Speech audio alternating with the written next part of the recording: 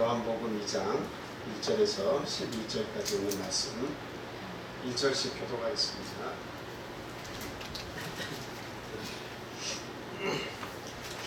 사흘째 되던 날 갈릴리 가나에 혼례가 있어 예수의 어머니도 거기 계시고 예수와 그 제자도 혼례의 청함을 받았더니 포도주가 떨어진지라 예수의 어머니가 예수에게 이르되 저들에게 포도주가 없다 하니 예수께서 이르시되 저들과 무슨 상관이 있나이까 내가 아직 이르지 아니하였나이까. 그의 어머니가 하인들에게 이르되 너희에게 무슨 말씀을 하시든지 그대로 하라 하니라.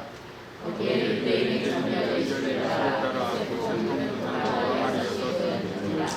예수께서 그들에게 이르시되 항아리에 물을 채우라 하신즉 아귀까지 채우니 이제는 떠서 연회장에게 갖다 하시매 갖다 주었더니 연회작은 물로 된 포도주를 맛보고도 어디서 났는지 알지 못하되 물 떠온 하인들은 알더라.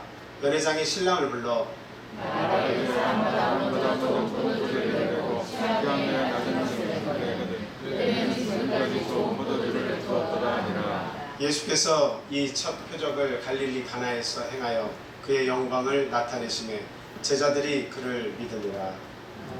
아멘. 오늘은 가나의 혼인잔치라는 제목을 가지고 다 같이 은혜를 나누도록 하겠습니다. 또 당분간 안식일마다 예수 그리스도의 기적 시리즈를 이렇게 말씀을 전하려고 합니다. 오늘 이 말씀을 통해서도 저희가 교훈을 얻는 것도 중요하지만 그 말씀의 의미를 잘 알아서 은혜를 누리는 것이 상당히 중요하다고 말씀을 드립니다. 예수님께서 가나의 혼인잔치에 모친 마리아와 함께 참석을 하셨습니다. 그 혼인잔치에 참석을 했는데 가장 중요한 것은 뭐냐면 물론 신랑과 신부이겠지만 이 혼인잔치를 빛내는 가장 중요한 요소는 바로 포도주에 있습니다. 그래서 얼마나 그 포도주를 잘 담궜느냐, 그래서 얼마나 또 많은 양을 준비해서 그 결혼식이, 그 예식이 처음 시작될 때부터 마지막까지 그것이 부족하지 않고 이렇게 잘 보고게 되느냐 하는 것이 이게 가장 중요한 문제입니다. 그런데 안타깝게도 지금 이 가나의 혼인잔치에 포도주가 딱 떨어졌습니다. 포도주가 떨어진다고 하는 의미가 무엇이냐면 포도주는 팔레스타인 지역에서 물을 대신해서 포도주를 담가서 먹는데요. 특별히 예식을 위해서 준비한 포도주가 부족했다고 하는 것은 그 결혼식을 그런 축제나 다름없는 결혼식을 제대로 준비하지 못했다라고 하는 오명을 입을 수가 있는 아주 그냥 치명적인 일이에요. 그래서 누구라도 이런 축제 때나 어떤 중요한 일이 있을 때는 포도주를 처음에부터 좋은 걸 내는 게 아니라 조금 부족한 것부터 해서 잘 담궈진 순으로 계속 포도주를 공급을 해야 되는 겁니다. 만약에 없으면 이웃집에 가서라도 어떻게 되겠습니까? 그 포도주를 빌려서라도 공급을 해야 되겠죠. 근데 그럴 겨를도 없이 이 연회가 무르익을 때 이 포도주가 떨어져 버린 거죠. 그랬을 때 참 그 연회장, 연회를 주도하는 장이나 또 그런 모든 그 관계자들이 얼마나 당혹스럽겠는가. 그리고 포도주는 또 팔레스타인 지역에서는 풍부함, 풍요, 그리고 또 기쁨, 그런 것들을 의미하는데 그 포도주가 떨어졌다고 하는 것은 기쁨이 떨어졌고 풍부가 떨어졌고 그런 것을 의미합니다. 그러니까 참 연회에서 포도주가 없다고 하는 것은 상상을 할 수 없는 일인데 참 예수님 또 모친 마리아가 참석한 이 결혼식장에 포도주가 마침 떨어져서 모두가 참 걱정을 하고 있는 그런 상태입니다. 근데 아무도 모르게 모친 마리아께서 예수님에게 이야기합니다. 떠미는 거죠. 가서 어떻게 좀 해보라는 겁니다. 당신은 할 수 있잖아요 하는 겁니다. 그러니까 예수님께서 여자여 지금 내 때가 아닌데 왜 나를 자꾸 지금 여기서 뭘 하라고 하십니까? 지금 이야기하는 거예요. 그냥 엄마, 어머니 뭐 이렇게 하면서 안 됩니다. 저는 지금 이렇게 할 때가 아닙니다. 나타낼 때가 아닙니다 라고 해도 좋은데 여자여 보소서 지금 이런 때에 내가 지금 나를 나타낼 수가 없습니다. 왜 이런 때에 나에게 그런 일을 하라고 하십니까? 지금 예수님 그런 말이거든요. 그랬더니 모친 마리아가 한 발 더 나가서 하인들을 불러가지고 예수님께서 뭐라고 하시든지 너희들 그대로 해라 라고 이야기를 합니다. 그래서 예수님께서 그 항아리 6에 물을 다 채우라고 이렇게 말씀을 하죠. 그래서 그 포도주 그게 이제 그 연회장에게 갖다 주라고 해서 갖다 줬더니 가장 질 좋은 포도주, 아주 값비싼 포도주보다도 더 맛있는 그런 포도주가 전달이 된 거예요.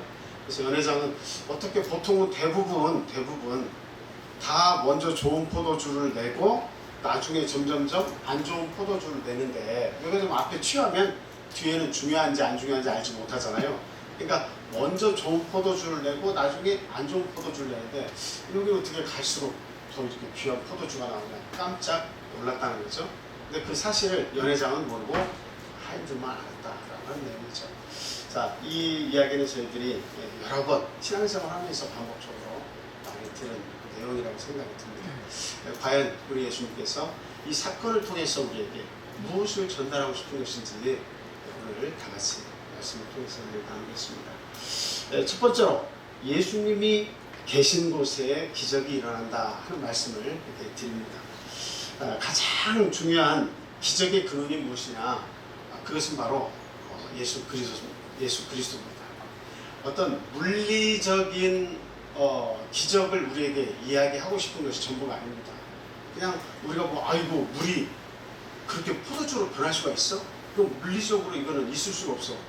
어떻게 어느 누가 거기에 어떤 장치도 한 것이 아니고 손을 담근 것도 아니고 어떠한 형태의 노력이 거기 들어가지도 않았는데 어떻게 물을 떠서 갖다 주는 도중에 그런 일이 일어날 수 있겠냐?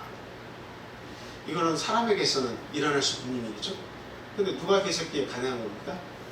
예수님께서 계셨기에 가능한 겁니다. 그러니까 거기에 아무도 그것을 알지 못했지만 하인들은 알았어요. 마리아는 알았어요. 근데 나머지 사람들은 다 모릅니다. 그러니까 이 기적의 주체가 누구시냐? 바로 예수 그리스도입니다. 이게 핵심이에요.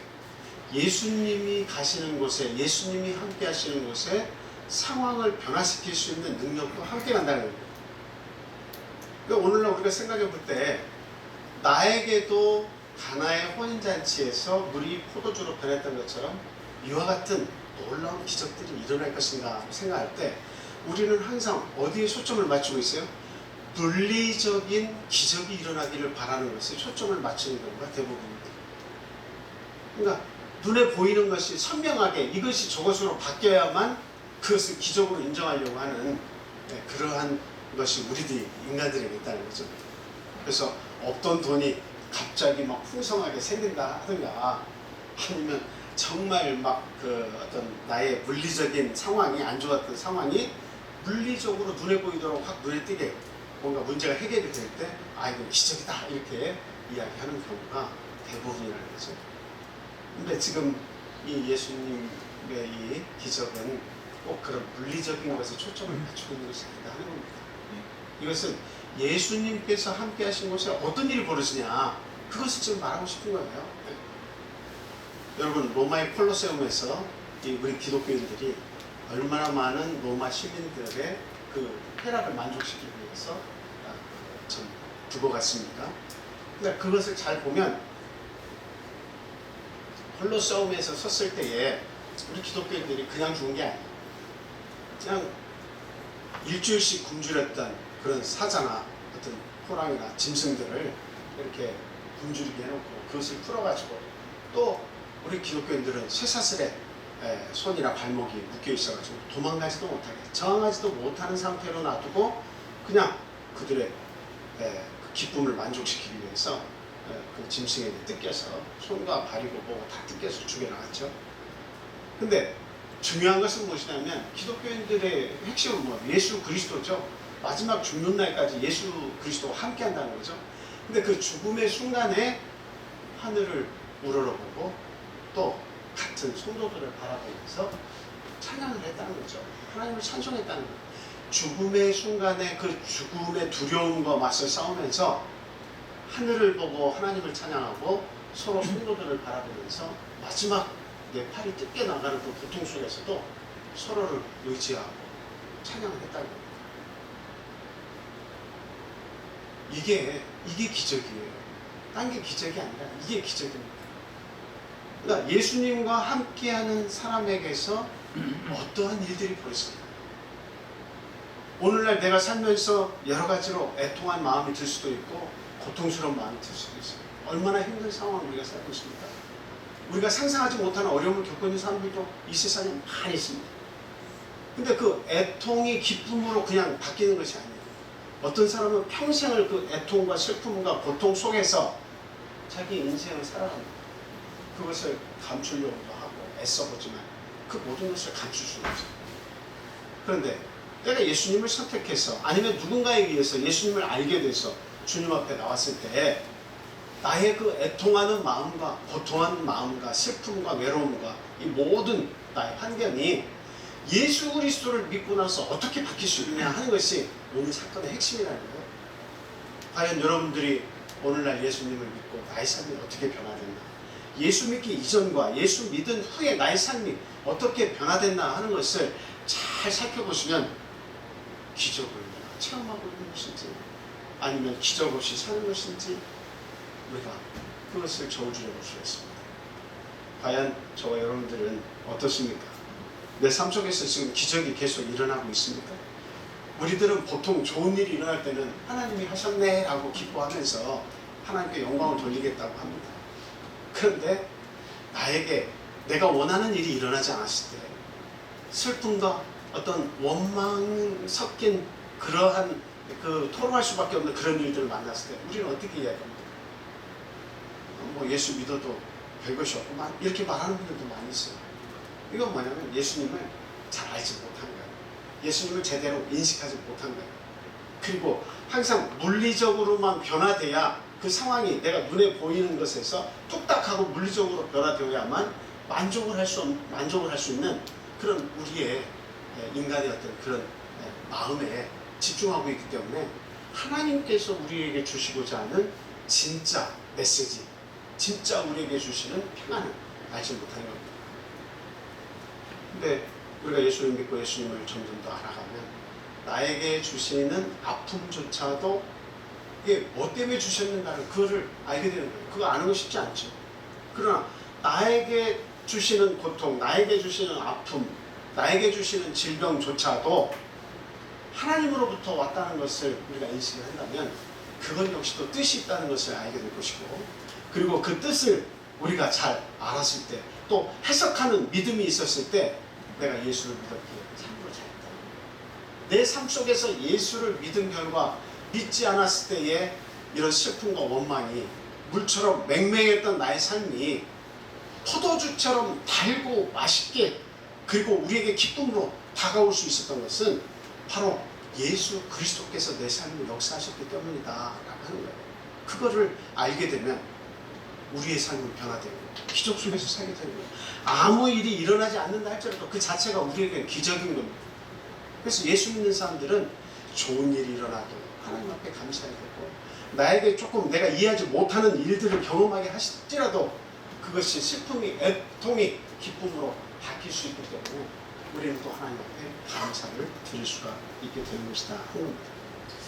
이것은 뭐 무엇보다도 예수님과 철저하게 동행하는 삶, 눈에 보이시지는 않지만 항상 우리 가운데 친구로서 또 나에게 가까운 동료로서 또 나에게 부모와 같은 존재로서 보이지 않는 가운데 나타나서 우리에게 그런 역사를 해주시는 그 예수님을 철저히 내가 알고 이해할 때 우리가 그 기적을 경험할 수가 있는 거예요. 예수님이 함께 하시면 어떻다라고 하는 겁니다. 그 예수님을 우리가 발견해야 돼요. 그리고 그 예수님을 삶 속에서 우리가 그것을 감지를 해야 되는 거예요. 그리고 그 예수님과 보이지 않지만 항상 내가 연결되어 있다는 것을 알고 그분과 함께 동행해보자는 거죠. 오늘 하루가 아주 행복한 하루가 될 수가 있습니다. 어떤 일을 겪었든지 그날 저녁에는 하나님 앞에 감사를 할 수 있는 겁니다. 왜? 하나님과 함께하면 항상 평안으로 인도하시기 때문에. 오죽하면 미국에서 한 할머니는 그렇게 고백을 합니다. 예, 참 3일만 지나면 그런 할머니가 계신데요. 그러니까 항상 어려운 일을 당하건 즐거운 일을 당하건 이 할머니는 항상 웃으신다는 거예요.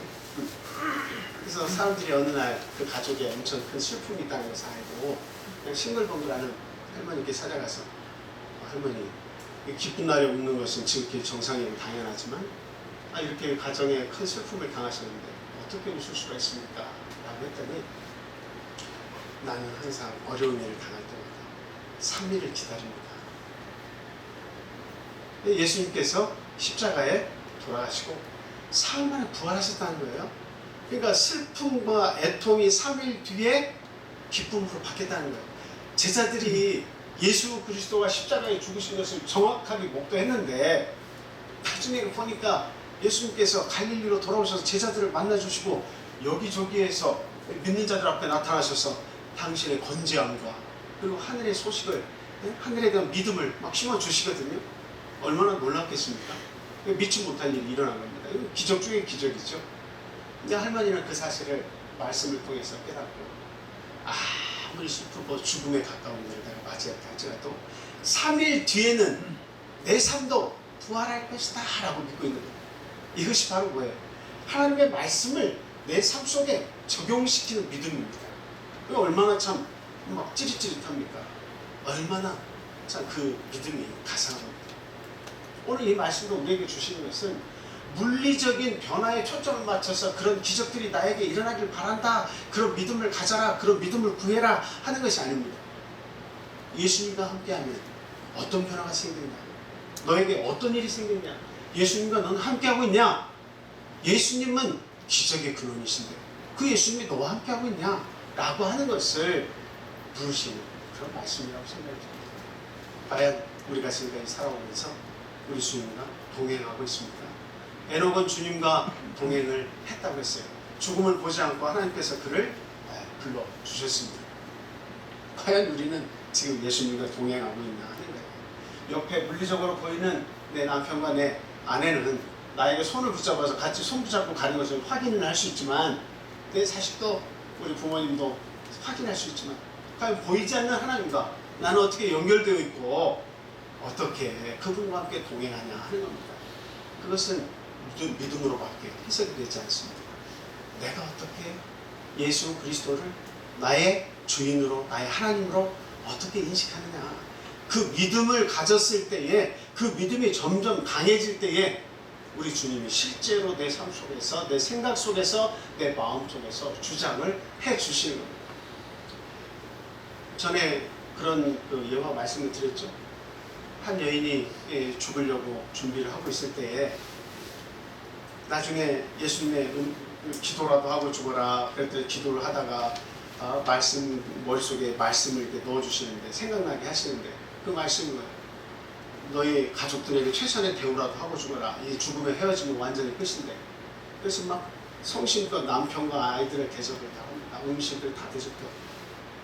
남편은 이야기합니다. 뭣도 모르고 아무것도 모르고 곧 자살할 건데 그 아내에게 어디 멀리 떠나? 왜 갑자기 안 하던 일을 해? 이상하네. 아이들도 엄마 뭐 이렇게 하고 어디로 갔다 오시는 거예요? 왜 이렇게 안 하던 일을 하세요? 근데 또 이제 다 준비하고 다 보내고 나서 또 기도했죠. 기도하는데 음성이 나타나기를 참 잘했다. 이왕 떠나는 거 네 이웃에게라도 한번 사랑을 베풀고 네가 하지 않았던 일 한번 하고 그렇게 떠나는 게 어떻겠냐.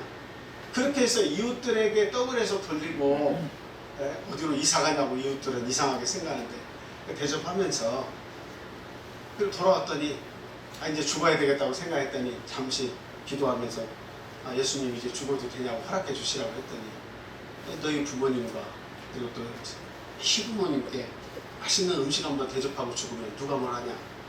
이왕 죽으면 끝인데 네가 안 하던 일 한번 해보고 죽으면 어떻겠냐. 그래서 또 일일이 시간을 내서 다 대접을 하고 돌아와서 죽으려고 했더니 너희 집 청소나 제대로 하고 죽어라. 이렇게 뒤죽박죽 된 데서 죽으면 남들이 뭐라고 비웃겠냐. 남아있는 가족들도 생각해야지. 잔디에 풀을 뽑고 그냥 거름도 주고 물도 주고 하루가 다 가도록 이 집안 청소를 깨끗이 했습니다. 그랬더니 이제 예수님께서 마지막 기도하는데 예수님 죽어도 됩니까? 그랬더니 예수님께서 이제 마음속에 자기 생각이죠. 마음에서 그것들이 생각이 나는 거예요. 기도하는데. 근데 뭐라고 말씀하시냐? 이제 죽어도 좋다. 자살할 일만 남은 거예요. 근데 막상 다 모든 일을 하고 나서 죽어도 좋다고 하니까 죽으려고 딱 마음을 먹었더니 막상 허락하시니까 죽고 싶지가 않아요. 그래서 주춤주춤합니다. 그러면서 다시 기도를 했어요. 예수님, 제가 처음에는 죽으려고 했을 때는, 당장 죽으려고 했을 때는 그런 용기가 나는데, 그런데 기도하면서 하나님께서 뭐 해라 하시면서 살고 싶은 생각이 막 들었습니다. 죽고 싶은 용기가 사라졌습니다. 이게 왜 그런 걸까요? 이렇게 기도하는 중에 물었더니 그 대답이 뭐였다고 했죠? 네가 나의 통치를 따랐다 라고 하는 겁니다. 네가 기도하면서 나의 통치에 순종하면서 내가 말하는 대로 네가 순종하면서 살았기 때문에 네가 살고 싶어진 것이다 라고 이야기한 거예요. 저는 이 예화를 들으면서 아주 막 소름이 끼쳤습니다. 예수를 믿는다고 하는 것은 도대체 무엇이냐? 예수를 믿으면 왜 삶이 변화되냐? 예수를 믿는데 삶이 변화되지 않는 건 왜 그런 것이냐? 라고 하는 것을 생각해 봤어요.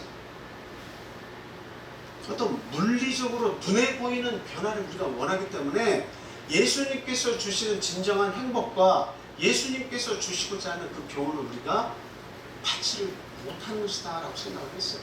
네. 결론적인 것은 무엇입니까? 예수님이 지금 이 사건을 통해서 나와 함께하고 나의 통치에 순종하라 하는 것입니다. 성경 말씀은 예수님의 말씀이에요. 예수님께서 우리에게 보여주시는 많은 사건들을 통해서 우리에게 요구하시는 것은 뭐냐면 순종이 제사보다 낫다는 겁니다. 내가 하나님께 뭘 바치는 것도 중요하지만 그러나 순종하는 것이 더 나은 것이다 라고 하는 거예요. 순종할 줄 아는 사람이 되라. 오늘날 예수님의 권세를 어디에 위임하셨어요? 성령께 위임하셨고 또 우리 교회에 위임하신 게 아닙니까? 그래서 교회의 말씀에 순종하고 교회의 권위를 인정하고 성령께서 내 마음속에서 하시는 모든 말씀에 순종을 하면서 살게 되면 기적을 체험하게 될 것이다. 너의 삶의 환경이 달라질 것이다. 그런데 중요한 건 뭐냐면 여기에서는 물이 포도주가 되는 변화가 있었지만 근데 예수를 믿으면 상황이 뚝딱하고 바뀌는 게 아니에요. 상황은 이렇게 갑니다. 상황은 이때나 상황은 이렇게 진행이 되는 거예요. 나아진 게 별로 없어요. 똑같아요. 내일도 이렇게 될 것 같아요. 그런데 예수님을 믿었더니 어떻게 이런 고통이 어떻게 인식이 되는 겁니까? 어제는 이렇게 인식이 되는데 시간이 지나니까 이렇게 인식이 되는 거예요. 이게 물이 변해서 포도주가 되는 원리예요. 예수를 믿었더니 오늘의 이 악한 상황이 이렇게 인식이 됐는데 이렇게 믿어졌는데 시간이 지나니까 이렇게 인식이 되고 이렇게 믿어지는 거예요. 이게 하나님께서 우리 인간에게 주시는 평안이고 행복이라는 거예요. 그래서 오늘날 내가 예수를 믿으면서 믿음을 통해서 어떻게 나의 삶에 다가오는 그런 애통과 고통과 아픔을 어떻게 인식하느냐. 예수님이 알지 못했을 때는 그냥 그 고통 자체로 내 삶의 쓴잔이라고만 인식했던 것이 예수님을 내 마음가운데 모시고 그 고통 속에서 순종하고 예수님께서 원하시는 대로 살려고 애썼더니 시간이 지나니까 그 상황이 애통으로 인식이 되는 게 아니라 나의 훈장으로 인식이 되는 거예요. 나의 기쁨으로 인식이 되는 거예요. 하나님께서 주신 나만이 해결할 수 있는 달란트로 이게 인식이 되는 거예요. 그게 하나님께서 믿음을 더해 주신 겁니다. 우리는 믿음을 통해서 기적을 보는 거예요. 어떤 삶의 변화를 통해서 하나님이 하셨구나 그것만 좋아할 것이 아니라 어떠한 상황에 있어서도 내가 예수님을 믿었기 때문에 이 상황을 어떻게 해석할 것인가. 그냥 남편과 아내와 서로 막 다투면서 싸우면서 누가 만나를 따질 것인가. 아니면 이 순간을 감사하면서 하나님께서 이 인생을 믿음으로 해석하게 할 수 있는 힘을 주셔서 3일 뒤에는 아니 3개월도 좋고 언젠가는 하나님께서 나와 함께 하셔서 이 애통의 상황을 기쁨의 상황으로 맹탕의 물이 아주 달달한 포도주로 변화된 것처럼 나의 맹탕의 삶이 이 귀한 포도주로 변했던 것처럼 나의 믿음의 눈을 통해서 그렇게 바뀌게 인식이 될 것인지 우리 주님 그것을 보라는 것입니다. 그래서 예수님과 함께 동행하는 것은 그 자체가 기적입니다. 우리 그것을 알아야 돼요. 그냥 막 성공한 사람들만 보면서 세상에서 그냥 막 이렇게 이름을 내고 성공을 하고 그것 자체가 예수 믿어서 성공했네? 그게 예수 믿어도 그게 성공 아닐 수도 있어요. 진짜 성공은 예수님과 동행하는 삶이에요. 왜? 예수님은 우리에게 기적을 가져다 주시는 내 삶을 변화시켜 주시는 원동력이 우리는 그 예수님을 바라볼 수 있어야겠다는 겁니다. 예수님께서도 몇 날이 못해서 나는 지금 이렇게 올라가지만 아버지 하나님께 올라가지만 몇 날이 못해서 너에게 보혜사 성령을 내려주실 것이다 그렇게 약속을 했죠. 그 사도행전 1장 2장을 보면 몇 날이 못해서 기도하는 가운데 성령이 아주 강하게 임재하십니다. 예수님은 떠나셨지만 누가 함께 계시다는 거예요? 성령께서 이제 함께 하시는 거예요. 지금은 성령의 시대예요. 교회의 시대고 성령의 시대입니다.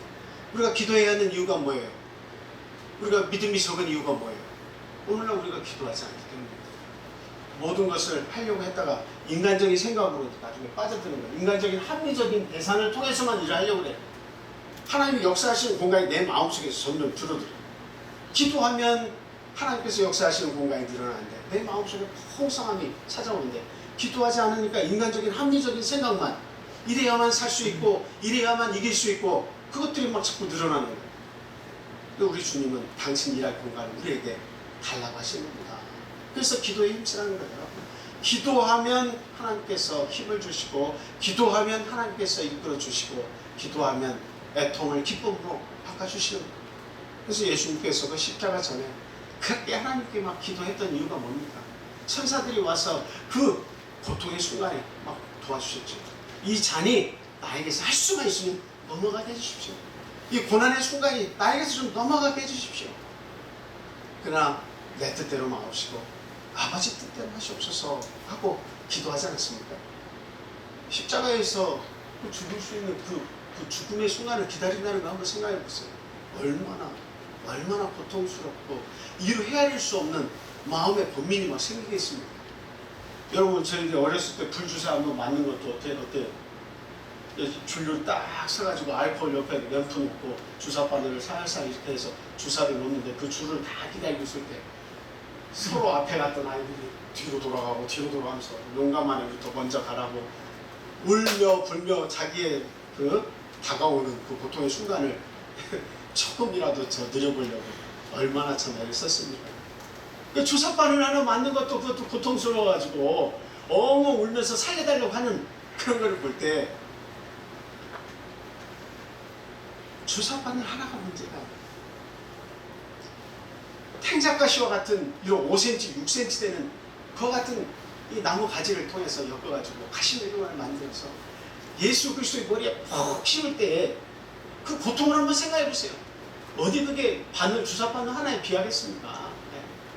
오늘날 우리가 조그마한 종이에 손이 하나 비어도 막 얼마나 불쾌해하고 얼마나 힘들어하고 고통스러워합니다.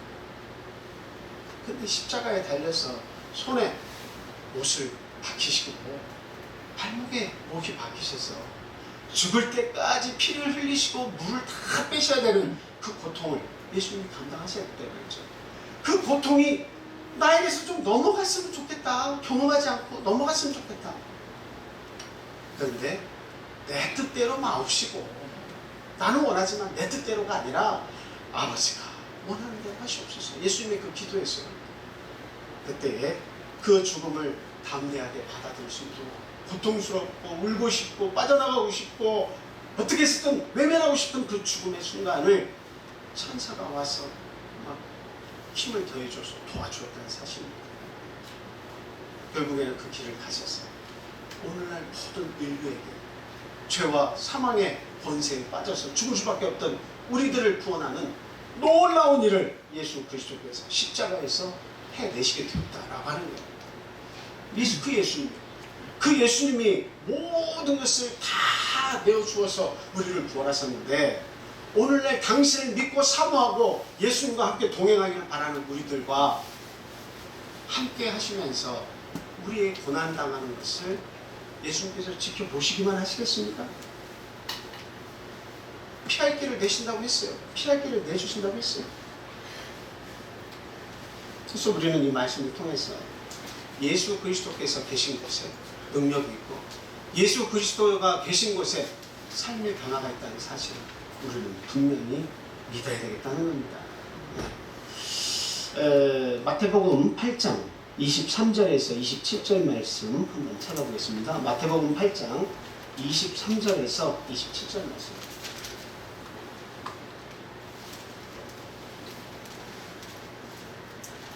마태복음 8장 23절에서 27절 말씀입니다.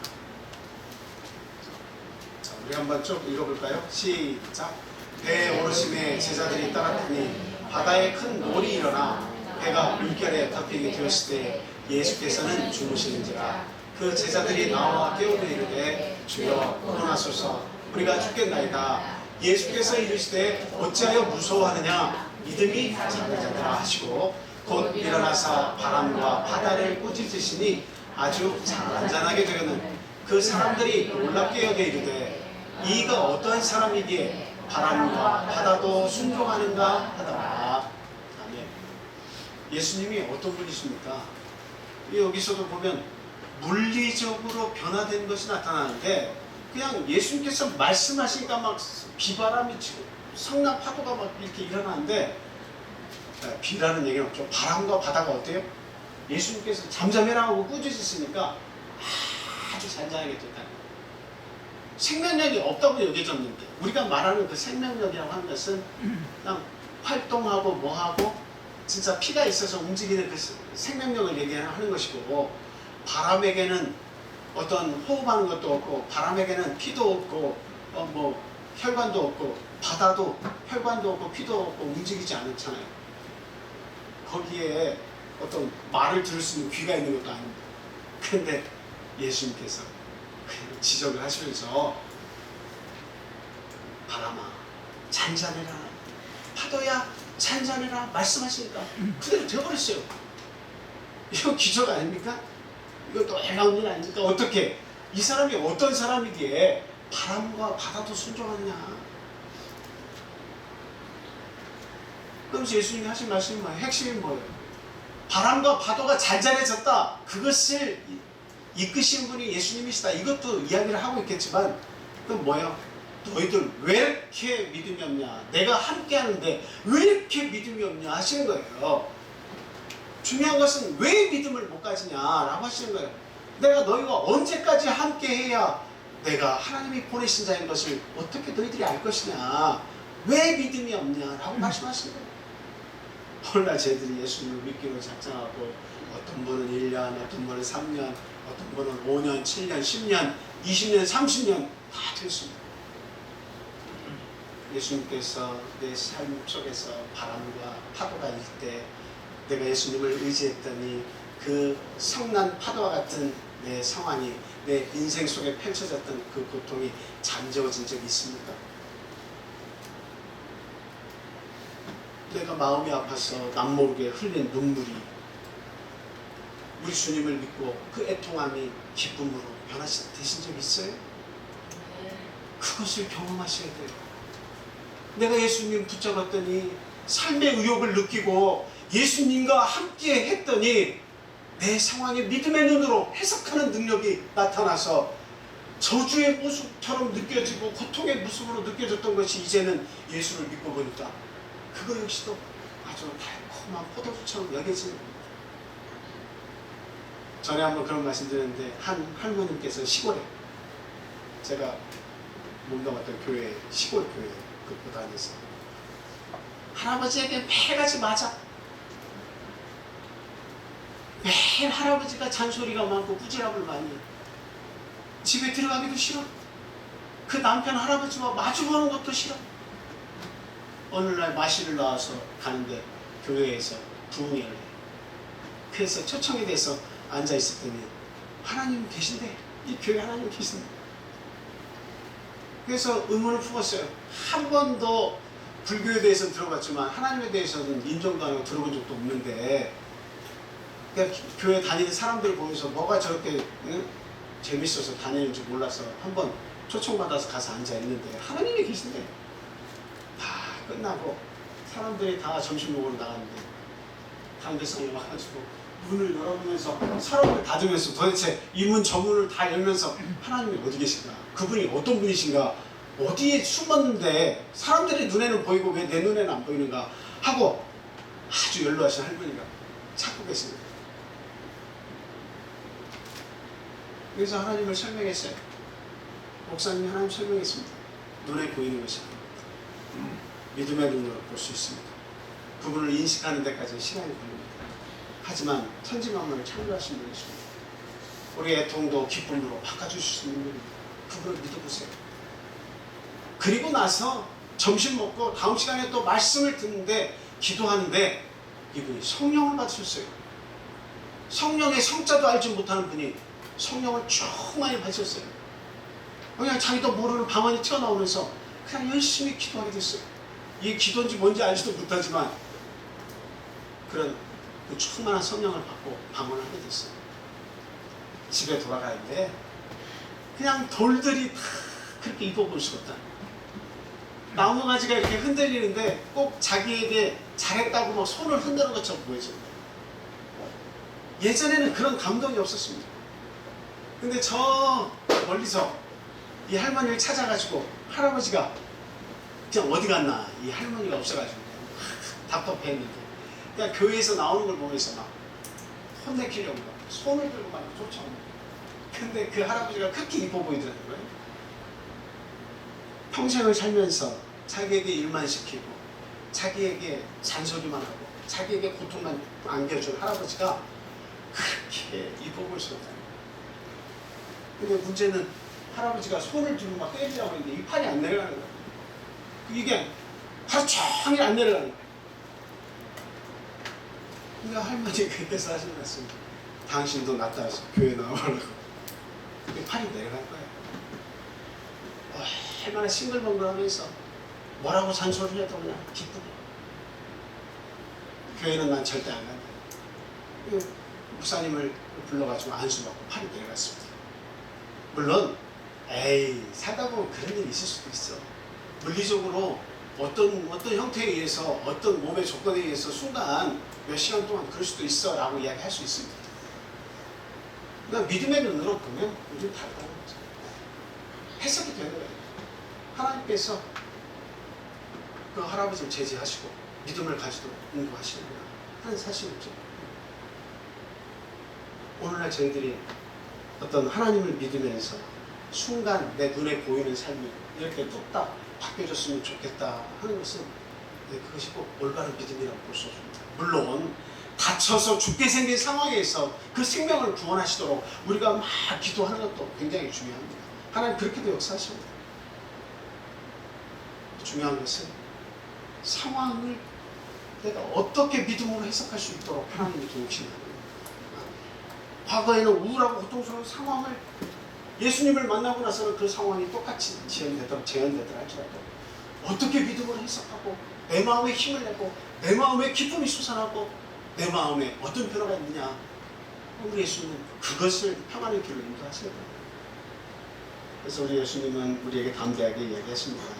마태복음 11장 28절에서 29절 말씀 한번 보겠습니다. 마태복음 11장 28절에서 29절 말씀 보겠습니다. 마태복음 11장 28절 29절. 우리 주님은 이렇게 얘기하십니다. 다 같이 읽겠습니다. 시작. 수고하고 무거운 짐진 자들아 다 내게로 오라. 내가 너희를 쉬게 하리라. 나는 마음이 온유하고 겸손하니 나의 멍에를 메고 내게 배우라. 그리하면 너희 마음이 쉼을 얻으리니. 아멘.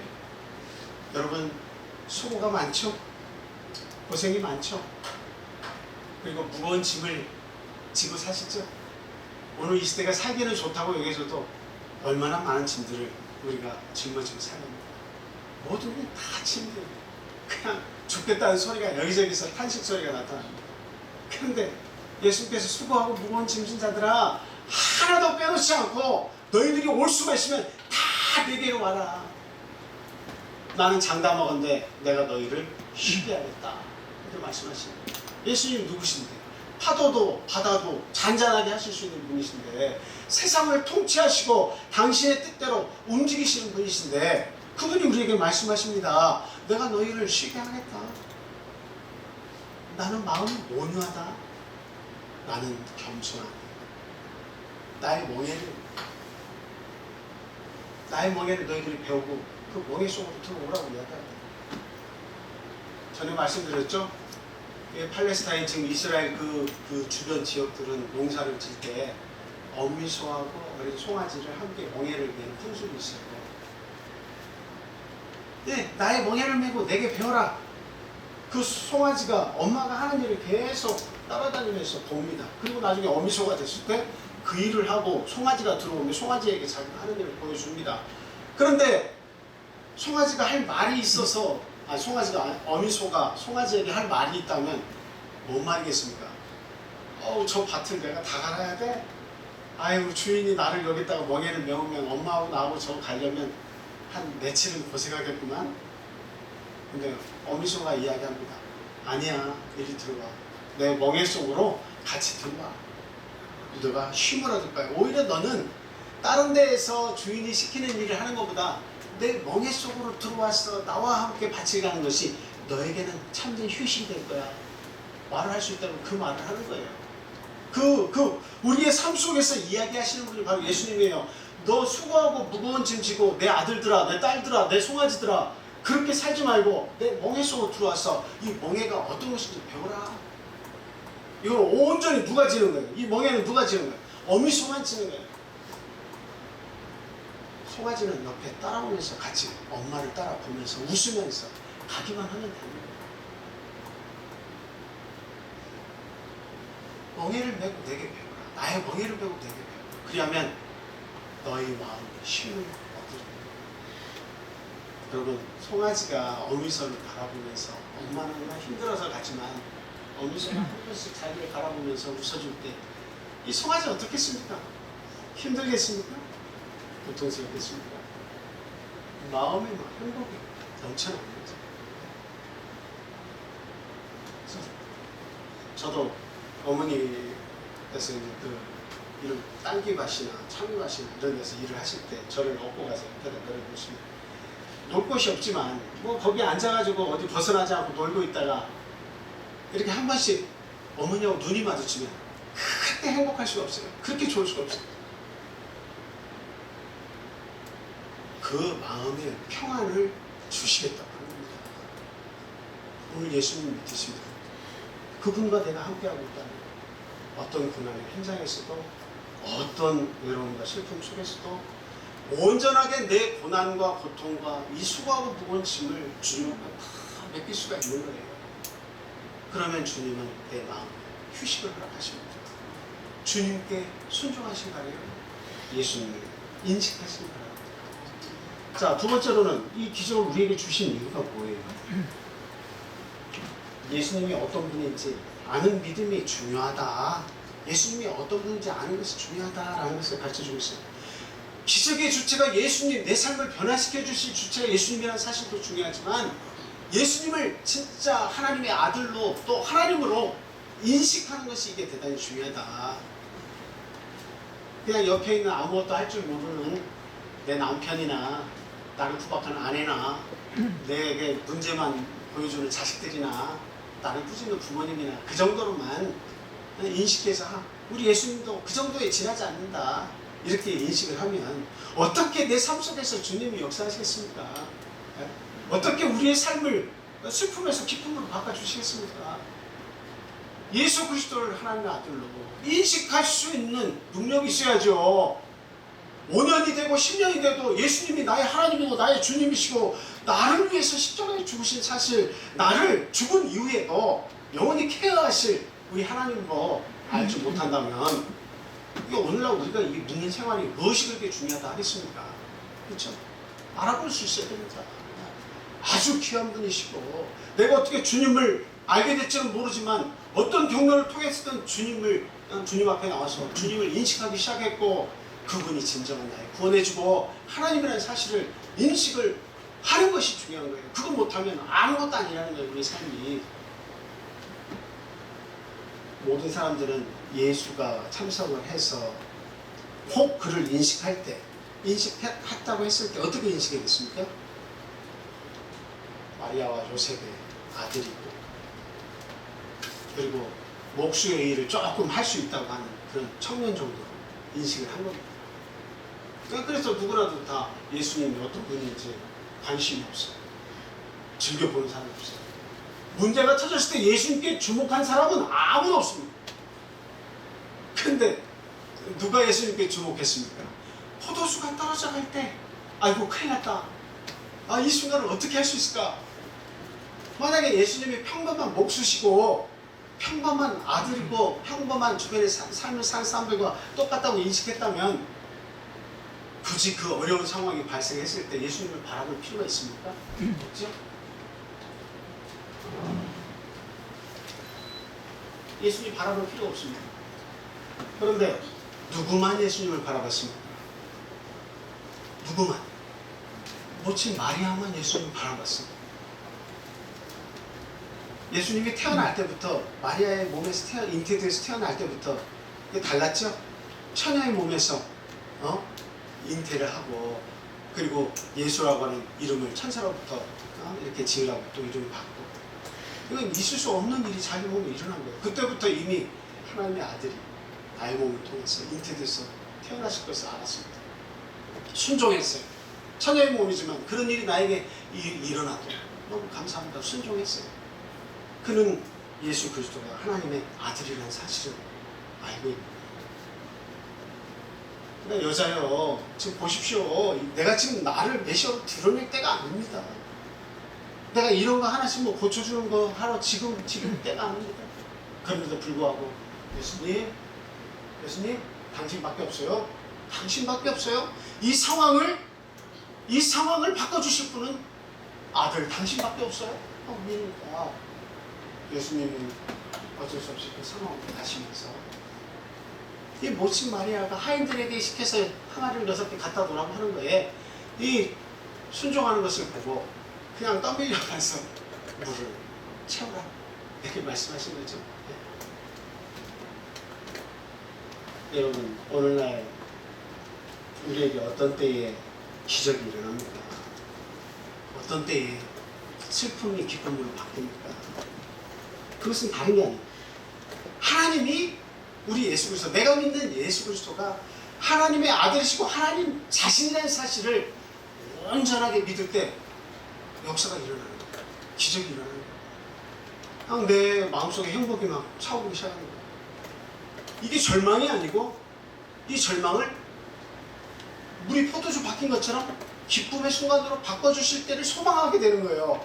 예수를 믿으면 이대로 멸망하는 것이 아니라 하나님께서 살아계신다면 내가 하나님을 아버지라고 믿고 예수 그리스도를 하나님이라고 믿고 있는데 이 상황이 나의 끝이 아니라는 것을 믿게 해주시는 거예요. 그리고 기쁨과 소망 가운데 기다리면 그 문제가 사실대로 해결이 되는 겁니다. 이 주님을 인식하는 것이 대단히 중요해요. 우리 주님은 어린아이들을 통해서도 역사하십니다. 우리가 성인이 되면 믿음이 막 좋아지는 걸 인식하지만 그렇지 않아요. 어린아이들은 아주 순수해서 그냥 말씀을 주면 그대로 그 말씀을 인식을 합니다. 어린아이가 갑자기 어머니가 아파가지고 목사님을 모시러 뛰어갑니다. 목사님이 안 계세요. 근데 친구들이 뭐 때문에, 교회에서 놀고 있던 친구들이 이야기합니다. 뭐 때문에 목사님을 찾냐. 우리 엄마가 갑자기 복통이 일어나는데 지금 막 돌아가실 것처럼 소리를 지르고 막 하신다. 그랬더니 그 친구들이 야, 우리 가서 같이 기도하자. 너희 어머니 위해서 우리가 기도할게 하고 우르르 달려와서 기도했습니다. 목사님은 신방 가시면 안 계신데 아이들이 가서 그 어머니를 위해서 기도했어요. 그랬더니 깨끗이 나오버렸어요. 기적 아닙니까? 믿음의 역사입니다. 믿음의 역사입니다. 하나님은 그 믿음을 기쁘시게 합니다. 네. 그래서 히브리서에서도 11장 6절에 보면 믿음이 없이는 뭐라고 돼 있어요? 네? 하나님을 기쁘시게 할 수 없다. 믿음이 없이는 하나님을 기쁘시게 할 수 없다. 믿음의 눈으로 인식할 수 있어야 됩니다. 하나님께서 살아계심을 어떻게 알겠습니까? 믿음으로 인식할 수밖에 없어요. 믿음을 주소서 하고 기도하셔야 됩니다. 참 애통스러운 일이에요. 믿음을 어떻게 제가 막 띄워줄 수도 있는 일이 아니에요. 믿음을 띄워줄 수 있는 일이 아니에요. 내가 하나님께 관심을 가지고 말씀도 보고 믿음이 없지만 기도하다 보면 믿음이 생겨나는 거예요. 예수 그리스도에 관한 말씀 자주 듣고 공부하다 보면 자기도 모르게 예수 그리스도가 하나님의 아들이시고 하나님이심을 깨닫게 됩니다. 우리 주님은 이와 같이 믿음을 가지고 나를 인식해달라 이렇게 원하신다 하는 사실이죠. 그래서 마리아는 이 요한복음 2장 5절 읽은 말씀에서 보니까 너희에게 무슨 말씀을 하시든지 그대로 하라 라고 얘기했어요. 너희에게 무슨 말씀을 하시든지 그렇게 하라. 왜 그렇게 요구하셨겠어요? 하나님의 아들로 온전하게 인식했기 때문에 예수님이 해결해 주실 것이다. 어떤 요구를 하든 불합리한 요구를 하든 이상한 요구를 하든 너희가 이해가 되지 않는 그런 요구를 하든 토달지 말고 그대로 해보라. 그대로 하라. 순종해라. 예수님 어떤 분이신지 너희도 모르겠지만 나는 안다. 그대로 해라. 제발 부탁이니 그대로 해라. 그래서 유대인들은 집에 오든 뭘 오든 손과 발을 먼지가 많이 묻죠. 막 흙먼지가 나요. 그것을 규례대로 손과 발을 씻어야 됩니다. 그래서 항아리들을 항상 준비해놔요. 근데 그 6 항아리가 보였어요. 예수님께서 이것을 채우라, 물로 채우라라고 얘기했어요. 뭔 뜻인지도 몰랐지만 하시니까, 말씀하시니까 그냥 그 말씀 의지해서 채워서 가져왔어요. 그때 예수님께서 연회장에게 갖다 줘라. 가는 도중에 바뀐 거예요. 참 그 하인들은 구속받은 사람들이죠. 만약에 제가 그 하인이었다면 얼마나 행복했겠습니까?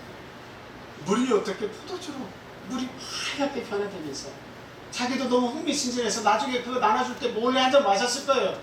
어떤 맛인지. 나는 분명 물을 떠왔는데 포도주로 바뀐 것을 알고 얼마나 기가 막히고 놀랍고 이상했겠습니까?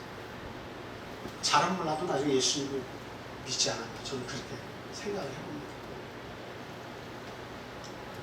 이렇게 우리 주님을 제대로 인식하는 그곳에 예수님을 주로 시인하고 예수님을 구원의 주로 시인하는 그곳에 놀라운 변화가 있다고 하는 사실입니다. 오늘날 우리는 기적을 체험하면서 살아가냐 이런 질문을 받았을 때 한번 생각해 보세요. 너무 물질적으로만 길들여져서 살다 보니까 먹고 마시고 누릴 수 있는 것이 이게 변화돼야 기적이라고 이렇게 생각하는데 익숙해져 버렸는데, 근데 예수님을 내가 믿으면서 나의 삶에 어떤 부분이 변화되었는가 한번 생각해 보세요. 인격이 변화됐습니까? 예수님을 믿었더니 그냥 나의 인격이 아름답게 변화되었나 한번 살펴보세요. 예수님을 믿기 전과 예수님을 믿은 후에 나의 슬픔의 눈물이 기쁨의 눈물로 바뀌어졌는가 한번 생각해 보세요. 나의 언어가 예수 믿기 전과 예수를 믿은 후에 내 언어에 사랑이 숨어 들어갔는가, 사랑이 숨쉬는가 한번 생각해 보세요. 내 삶 속에 두렵고 떨리는 그 모든 일들이 예수를 믿고 나서 담대함을 입었는가 한번 생각해 보세요. 이게 기적이에요. 나의 삶 속에 물리적인 어떤 변화만 일어나는 것을 기적이라고 생각하지 마세요. 예수 믿는 자들에게는 날마다 기적이에요. 예수를 믿는 자들은 날마다 기적이에요. 바울사도는 내가 날마다 죽노라 그렇게 했어요. 자기 스스로를 낮추고 낮아지면서 죽은 그 바울사도에게 얼마나 큰 은혜가 넘쳤습니까? 날마다 죽었기 때문에 그는 날마다 만족하고 행복할 수 있었다는 거예요. 예수 믿는 것 자체가 행복이고 예수 믿는 것 자체가 은혜요. 예수 믿는 것 자체가 기적이라는 사실 믿으시기 바랍니다. 아멘. 얼마나 이게 뜨겁게 감사한 일이죠. 네.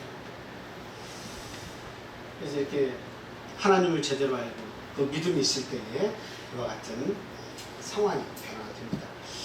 세 번째로 말씀드리고 싶은 것은 아구까지 채우는 그 믿음이 중요합니다. 이 말씀을 드리려고 합니다. 네. 여러분 엘리야가 이렇게 참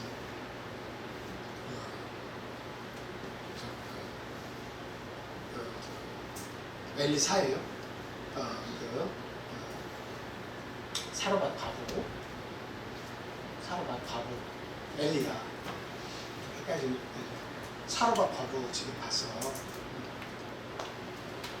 이제 그 먹고 죽을 그 떡과 기름을 이렇게 나에게 먼저 달라고 하잖아요. 근데 먼저 자기도 먹고 죽으려고 하는데 선지자가 와서 그걸 먼저 자기에게 주라. 아무 염려하지 말고 주라고 얘기하죠. 그래서 한 번 먹고 죽을 건데 선지자가 달라니까 그냥 순종을 하고 먼저 이렇게 드렸습니다. 그리고 나서 이 가뭄이 해결될 때까지 이 부대의 밀가루와 그 다음에 그 기름이 떨어지지 않았다고 성경으로 기록을 하고 있습니다. 우리 주님은 뭔가 그 삶을 채워주실 때 어떻게 채워주시는가 항상 아구까지 채워주세요. 아구까지 기다리세요. 놀라운 축복이 일어날 때는 항상 아구예요. 예, 병이 이렇게 있으면 항상 하나님은 어디까지 차기를 바라시냐. 아구까지 주시기도 하지만 아구까지 기다리세요. 모든 삶을 아구까지 기다리게 하세요. 나의 슬픔과 눈물이 아구까지 찰 때 하나님이 역사하세요. 하나님 기다리십니다. 여러분 아브라함을 잘 아시지만 아브라함이 몇 년 기다렸어요? 아들 하나 얻자고? 중간에 실수도 했지만 25년 기다렸어요. 75세에 아들 주겠다고 약속하신 하나님이 그 능력의 하나님이 왜 25년을 기다리게 하시는 거예요? 육체의 절망 상태가 아구까지 찰 때까지 기다리는 거예요. 나는 할 수 없다고 하는 사실을 하나님 기다리시는 거예요. 하나님만이 나에게 아들을 주실 수 있다. 그 약속을 하나님만이 이루실 수 있다. 내 몸은 자식을 낳을 수 없는 상태가 되고 나서 하나님밖에 일을 하실 수 없다. 그것을 인식할 때까지 25년을 기다리시는 거예요. 얼마든지 당장에도 사라를 통해서 아이를 주실 수 있고 5년 뒤에도 주실 수 있습니다. 근데 사라는 경수가 끊겼고 이제 자기가 그 아브라함의 아들을 생산할 수 있는 능력이 없어져야 돼요. 그러니까 사라는 자기를 통해서는 아들이 없으니까 자기의 여종을 통해서 후사를 이으라고 그렇게 자기 여종을 준 거예요. 아브라함에게. 그렇게 해서 이스마엘을 낳았잖아요. 근데 하나님은 그건 아니다.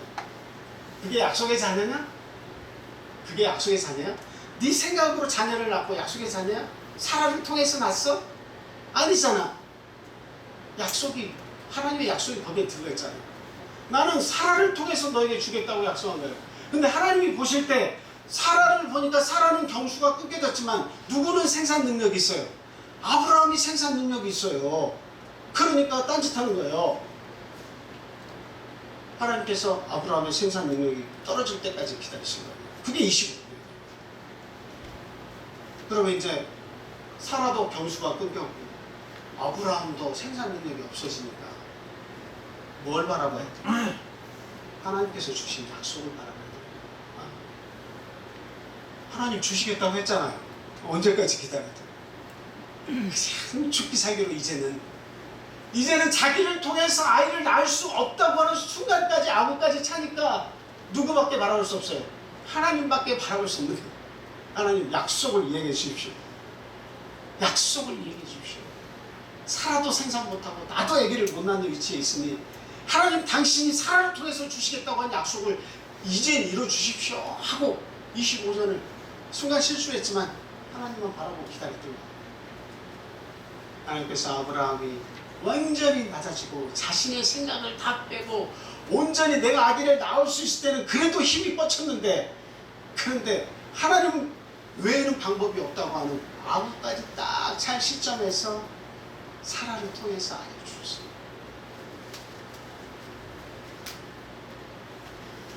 우리의 신앙이 아구까지 찰 때까지 기다려야 됩니다. 쉽게 하나님 원망해서 안 돼요. 그리고 여러분 우리의 신앙생활을 한번 돌이켜보세요. 일주일에 한 번 교회 나오는 거 가지고 그냥 우리는 그냥 하나님 앞에 우리의 도리를 다 했다고 생각할 때가 참 많이 있습니다. 물론 안식일을 기억해서 주님 앞에 나오는 것은 그 자체가 복이고 또 복받는 길을 걷고 있는 거예요. 근데 아구까지 채운다고 하는 의미가 뭘까요? 내 삶 속에서 아구까지 어떻게 채울 수 있겠습니까? 하나님 믿는다는 걸 어떻게 아구까지 채울 수 있어요? 우리 금요예배 때 나오실 수 있는 분들 나오셔야 됩니다. 아구까지 채우셔야 돼요. 내 신앙도 아구까지 끌어올려야 돼요. 채워야 돼요. 복 받으려면 이 복이라고 하는 것이 뭐 물질적인 복을 이야기하는 게 아니에요. 영적인 축복을 더불어서 받으면 내 인생도 바뀌는 거예요. 내 슬픔의 얼굴이 기쁨으로 바뀌는 거예요. 모임이 있을 때마다 내 아구를 채워야 돼요. 힘들어도 아구를 채워야 돼요. 아구를 채워야 돼요. 내 삶 속에서 하나님이 원하시는 그 아구를 채워야 됩니다. 네. 아브라함이 25년을 기다려서 약속의 자녀를 맞이하기 위해서 25년 동안 그냥 그 슬픔과 고통 속에서 아구를 채워왔던 것처럼 그 신앙은 아구를 채웠던 것처럼 오늘날 우리도 교회에서 요구하는 성경 공부가 있으면 그냥 마음 열고 순종하고 참석하려고 애를 쓰셔야 돼요. 금요 집회 때 모임이 있으면 그냥 힘들어도 참석하려고 애를 쓰셔야 됩니다. 매번 참석할 수 없어도 내 마음은 교회로 가야 돼요. 노력해야 됩니다. 아구까지 채우려고 애를 써야 돼요. 그 속에 믿음이 찾아 들어갑니다. 그 속에 내 삶을 인정하고 내 삶이 변화되는 것을 느낄 수 있는 그 힘을 하나님께서 공급을 해주십니다. 아구까지 채우세요. 나만 장군이 요단강물에 7번 시작하니까 아이 우리 아람 나라에는 더 좋은 물이 많은데 굳이 여기까지 낯으로 왔더니 아이 자기네 앞에 조그마한 요단강 물에 나를 7번 담그라고 하네. 에이 돌아가야겠다 하고 돌아가려는데 그 종이 이야기합니다. 아니 낫는다고 하는데 아니 그 나중에 화내는 것은 나중에 해도 될 일이고 낫는다는데 그 선지자가 낫는다는데 7번 씻는 것이 그게 뭐 어렵습니까? 낫는다는데 안 나오면 그때 가서 막 혼을 내든지 하셔도 될 일을 왜 낫는다는데 그걸 못 하십니까? 그러나 하고서 요단강 물에 자기의 이름을 적셨어요. 담갔습니다. 5번, 6번까지 담갔을 때까지 나섰을까요? 안 나섰을까요? 아구까지 채워야 되는 거예요. 7번까지 들어가라 했으면 7번까지 믿고 들어가는 것이 중요한 거예요. 그랬더니 7번째 들어갔다가 나오니까 깨끗해졌어요. 문득보니 깨끗해졌어요. 이거 얼마나 놀라운 기적이에요. 이거 뭐에게 해주는 거예요? 신앙은 채워야 된다. 아무 데서나 능력이 나타나는 거예요. 그냥 거짓으로 우리가 교회 나와서 그냥 대충 어디 학교 가는 것처럼 한 번씩 왔다가 도장 찍고 가는 거에서 능력이 나타나는 것이 아니라 내 신앙도 아구까지 채워야 되는 거예요. 어제가 밑바닥이었다면 위에까지 올라야 되는 거예요. 만약에 예수님께서 이 항아리 주시면서 채우라고 했을 때 뭐 알지도 못하는 사람이 와가지고 뭘 채우래 시키는 대로 그냥 하래? 에이 모르겠다. 한 절반씩 항아리에다 채워가지고 오면 어떤 일이 발생하겠습니까? 온전히 그 연애를 마칠 수 있었겠습니까? 그렇죠. 아구까지 채웠다고 성경은 이야기했어요. 예수님의 능력을 맛보려면 우리의 신앙은 아구까지 채워져야 됩니다. 항상 기다리세요. 조급해가지고 조금만 보고 그 조그만 사실을 통해서 조급해서 일을 그르지 마시고 이 조그만 사실이 아니라 하나님은 모든 것을 다 계획하고 계시다는 사실을 내 인생을 통으로 보려고 애를 쓰세요. 이게 전부가 다 아니에요. 지금 내가 과거에서부터 지금까지 이렇게 고통스러웠고 애통한 사실이 내 인생의 전부가 아니에요. 앞으로 어떻게 변화가 되고 어떻게 행복해야 할지 내 인생을 통으로 볼 줄 알고 기다릴 줄 알고 아구까지 채울 수 있어야 됩니다. 그러면 아브라함처럼 사라처럼 웃을 수가 있습니다. 하나님은 그때를 기다리라고 말씀하고 있습니다. 갈라디아서 6장 9절 말씀 읽겠습니다. 갈라디아서 6장 9절.